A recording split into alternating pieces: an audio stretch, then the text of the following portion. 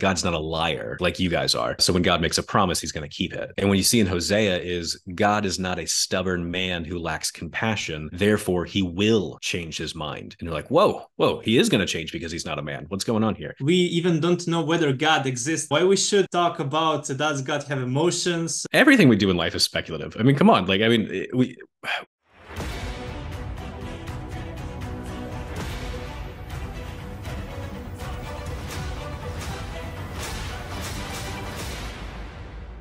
Good day, everyone.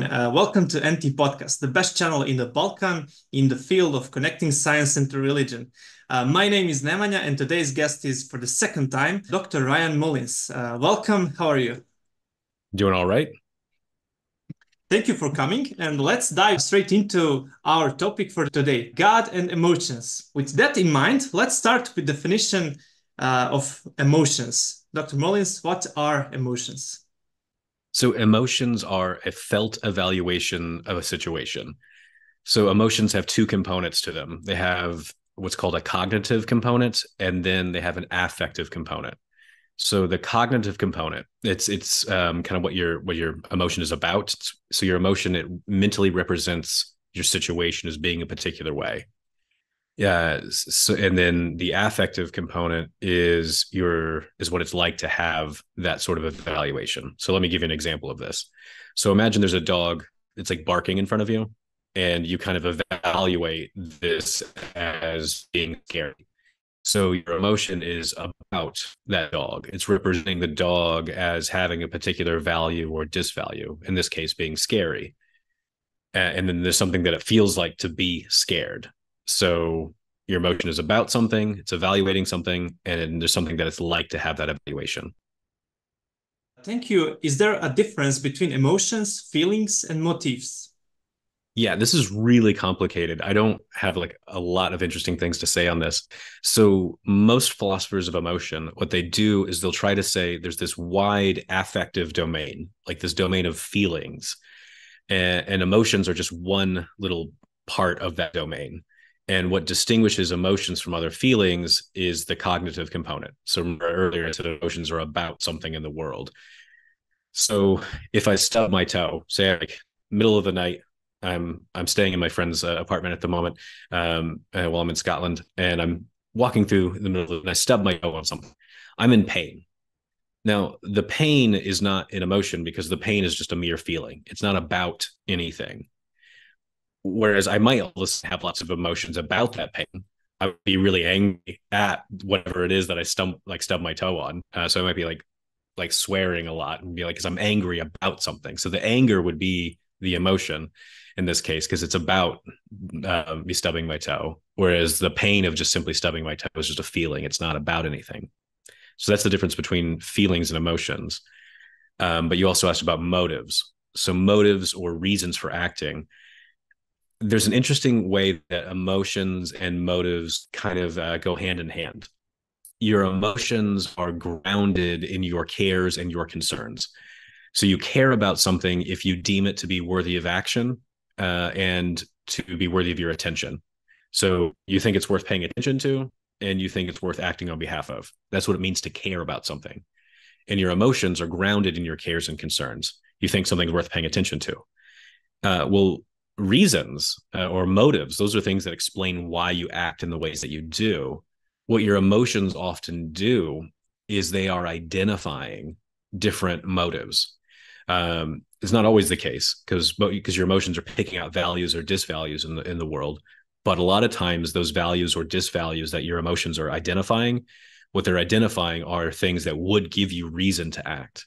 Because again, they're grounded in what you care about, what you take to be worthy of paying attention to, what you take to be worthy of acting on. Can we say that motives are the most important? You could. So go with the barking dog case that I mentioned earlier.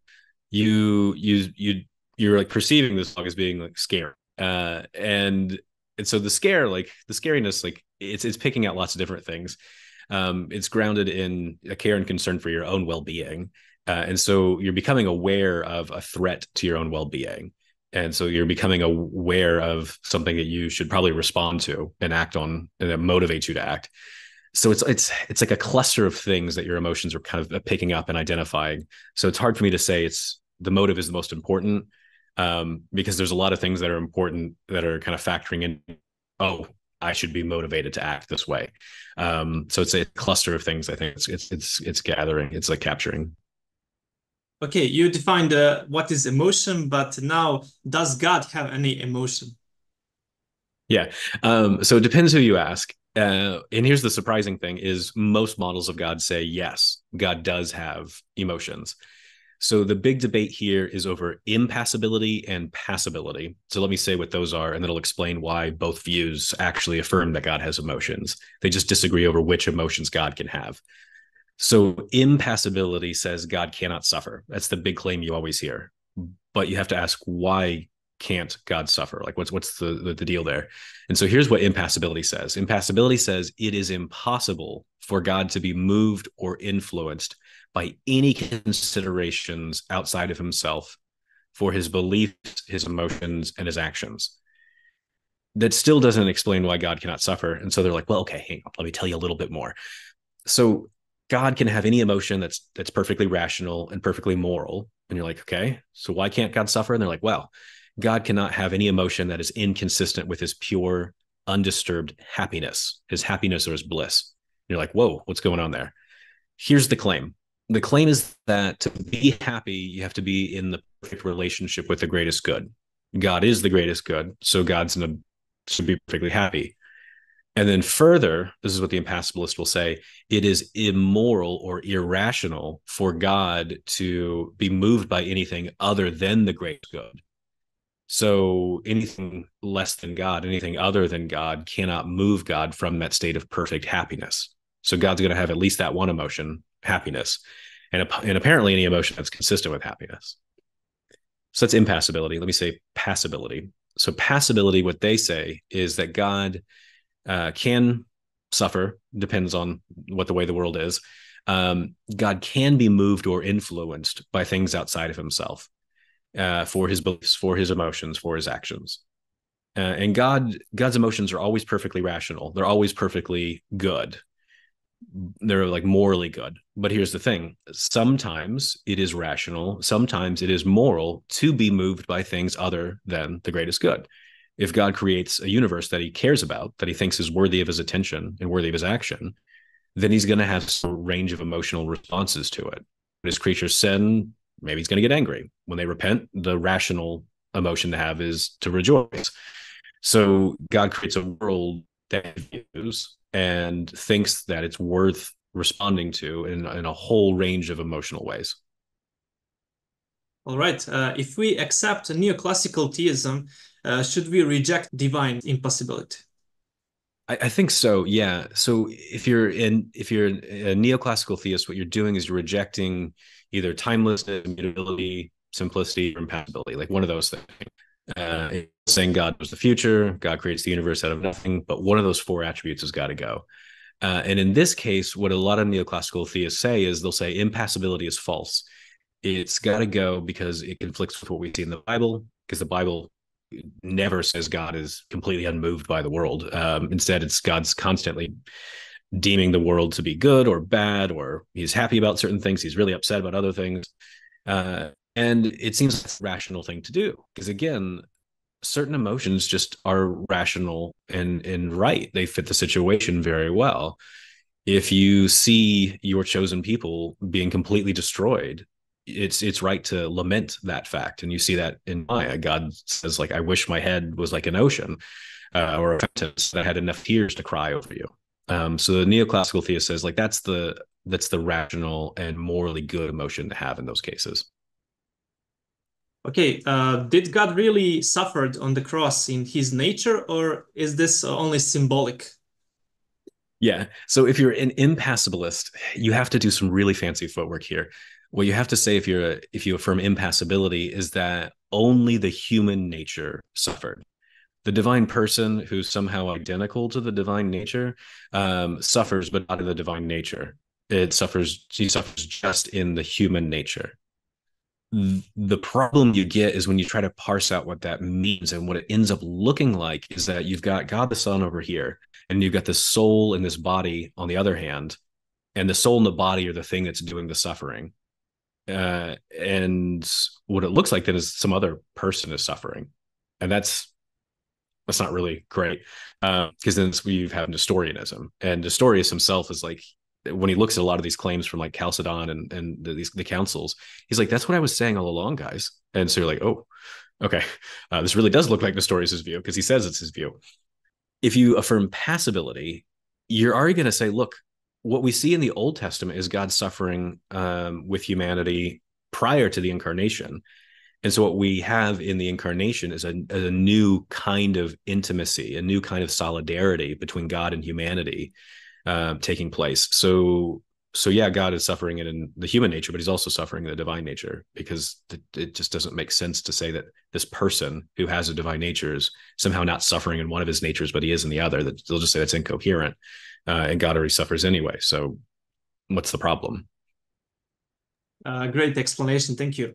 Okay, now can you just briefly tell us about impasibility in church history? Because is it something new? Where does that come from? It's hard to figure out exactly where it comes from. So a lot of times people will say you find it in Greek philosophy, and that just kind of seeps into Christian thought. Trying to trace out those details is a bit difficult, because there's a lot of different views on God and the nature of emotions in a lot of Greek philosophy. So it's not like there's this one clear school of thought that's just like, then like Origen and Augustine and everyone's like, yeah, I'm just getting it from there. So it's a lot of different kinds of influences, but it's certainly there quite early on in the early church. So you do see it in someone like Origen of Alexandria. And then when you get into a lot of the debates surrounding Chalcedon, the Council of Chalcedon in the 400s, impassibility is in the background. It's being assumed, and it's stated in the anathemas of Chalcedon that impassibility is the way to go. So it's pretty early on in terms of a lot of people wanting to affirm it. But it's also the case you'll find people wanting to disagree with it too. So one of Thomas Aquinas's teachers, his name is Peter of Ireland. He was someone who said God, he's reflecting on the incarnation. He's like, we have to affirm that God is moved, he's movable, he has passions. That's just a direct entailment of the incarnation. So you've got both views floating around throughout history. Okay, is there any church father that affirmed that God can suffer, maybe?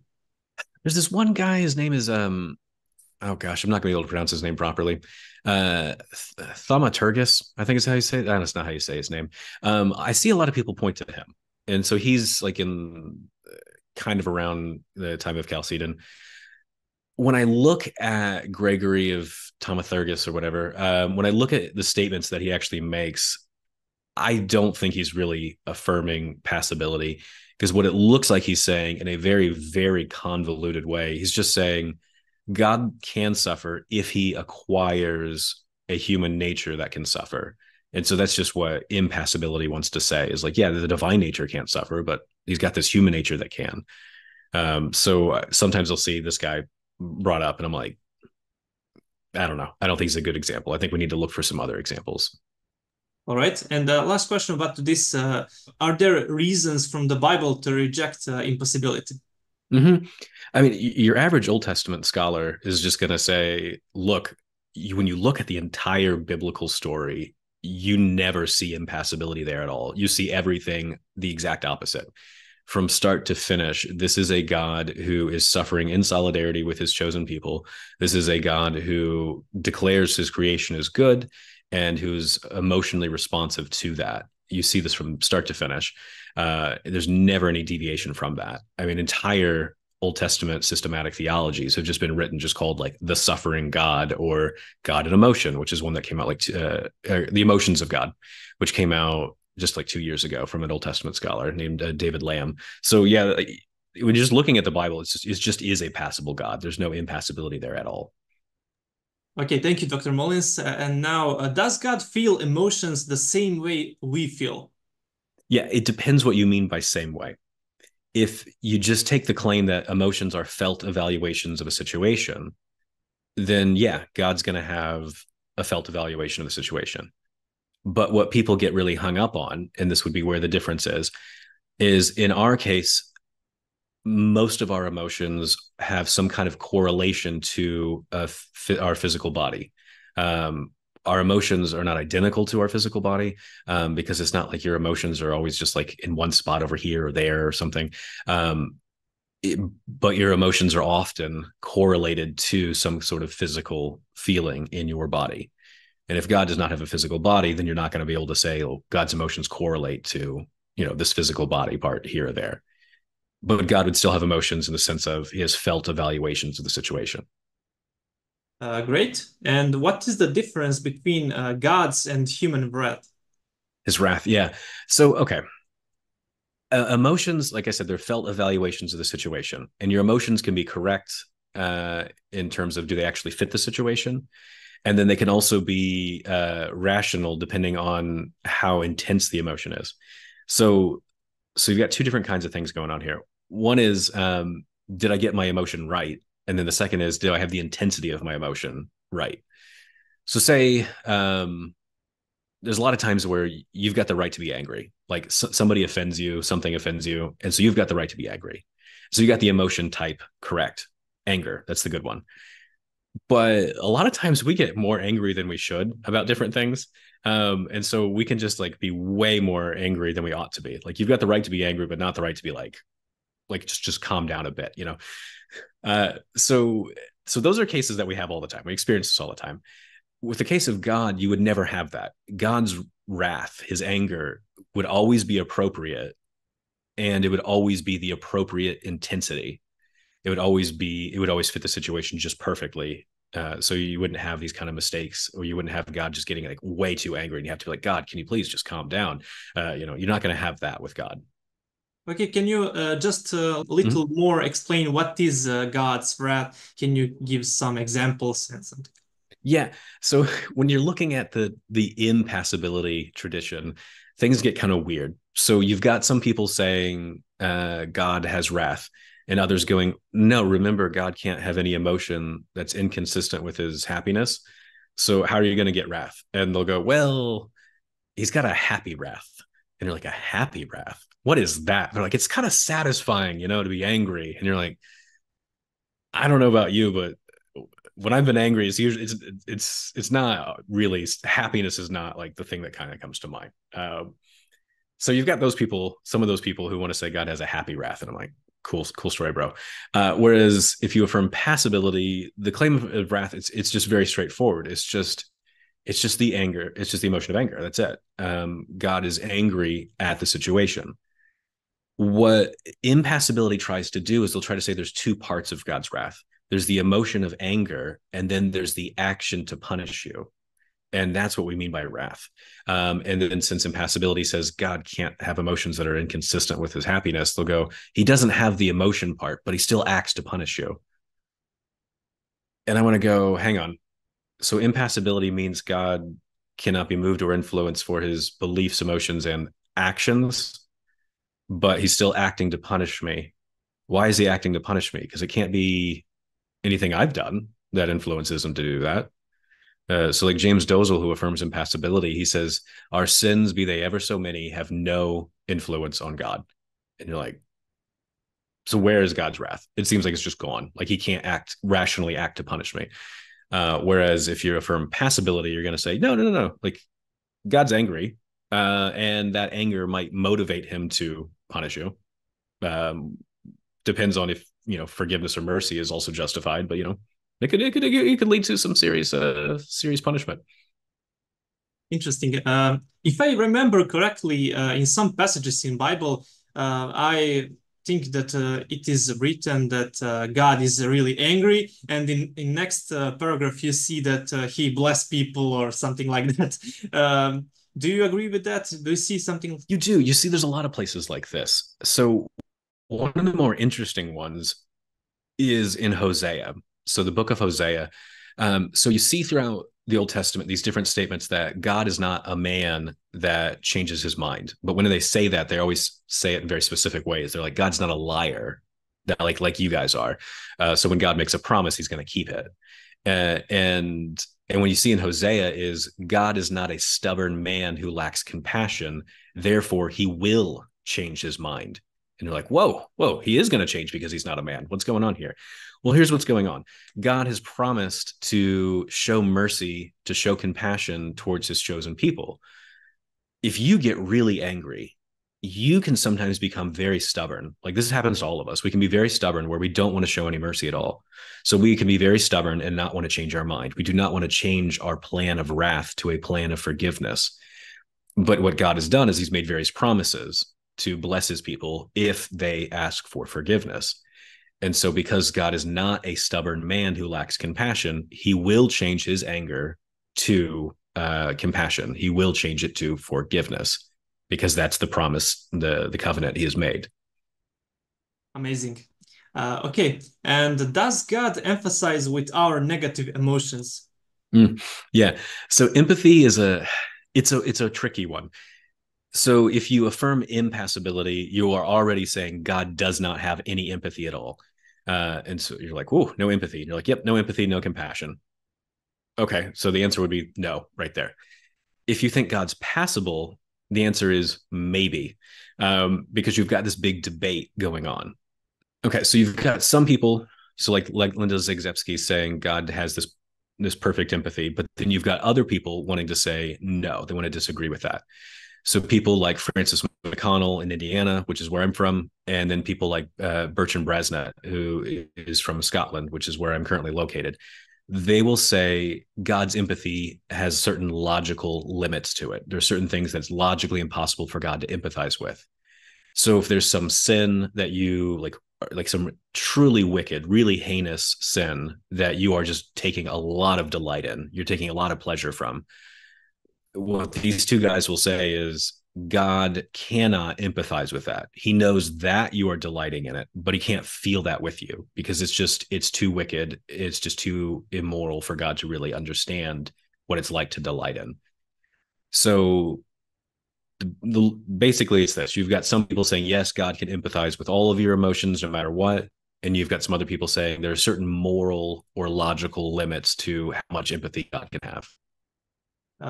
Okay, does it help in theodicy? Because if God can relate with us, maybe that explains some, at least God go through something like we. Yeah, this is odd. So some people in the 20th century, they would say the fact that God suffers, like that's it, just end of story, no more need for theodicy because God suffers with us. And what some people who affirm impassibility towards the end of the 20th century pointed out was, oh, great, God suffers too. Now there's just a lot of suffering going around. That doesn't really help at all. Like and I'm like, okay, right, this is bad. What I think is going on in a theodicy is you have to give a full story of what justifies God to permit evil, what God's reasons are for why he creates the world and at all, and then why he creates this particular kind of world. And I think part of that theodicy, just a small part of that theodicy, is that God is not going to let you suffer in any way that he himself is unwilling to endure. So God's not going to allow you to suffer in a way that he himself would not suffer. So God is going to put some skin in the game. He's going to actually suffer along with you. He's going to empathize with you. But that's not the full story of theodicy. You're still going to have to tell the story of how God removes sin and suffering from the world. So I think empathy is one piece of the puzzle, but it can't be the whole story. Thank you, Dr. Mullins. And a friend of mine said that we even don't know whether God exists. Why we should talk about does God have emotions? Is God temporal or something like that? It's speculative. So what is your answer on that? I mean, everything we do in life is speculative. I mean, come on. Like, I mean, when we talk about the Big Bang, did we know that the Big Bang happened? Like, we'll have to speculate about what the singularity is. What is this hypothesis? And does it fit the facts? So speculation is the first stage in coming up with any sort of theoretical framework for reality. So if I want to ask, does God exist? I need to go, well, okay, if God exists, what would God be like? And if it is that coherent? Because if it's incoherent, then that's not going to be a good hypothesis to explain reality. You can't give arguments for an incoherent position. So we have to see, is this concept of God actually coherent? And then from there, we can start asking, if this is what God would be like if God existed, would this actually explain a lot of the phenomena we see around us? Would this explain the general features of the world, the existence of the universe, the law-like regularities we see? So asking what God is like is just part of the sort of necessary speculation that rationality demands in order to figure out what the ultimate explanation is for reality. Okay, and last, what is conclusion? What is message for the people, audience, and where people can follow you and your work? Mm-hmm. Gosh, a concluding message. I mean, I don't know. For me, I think there's good reasons to think that God exists, but what I want to know is, what is God like, and does God care about me? Because there's a lot of different theories about the nature of God that could explain reality, but does God actually care about me in the way that something like Christianity says God does? Now, if you want to follow my work, you can go to rtmullins.com. I've got a lot of my papers there. You can find links to all the books that I've written, because I've written a fair number of books and I've got several forthcoming. And then I also have a podcast called the Reluctant Theologian Podcast. And then I teach for two different programs right now. So the main one I teach for is the University of Lucerne. It's this online master's program in Jewish, Christian, and Islamic philosophy. So if you want to get a really rigorous education in that, come over and study with me. Or if you're in the US, I teach part-time for Palm Beach Atlantic University's Master's in Philosophy of Religion. All right. Thank you, everyone, for listening to today's episode of FMT Podcast. We hope you enjoyed the discussion and found it insightful. A special thanks to our guest, Dr. Ryana Mullinsa, for sharing his knowledge and insights on such an important topic. And subscribe to our channel, leave us comments, and don't forget to check rtmullins.com. Until next time, stay curious and open to new knowledge.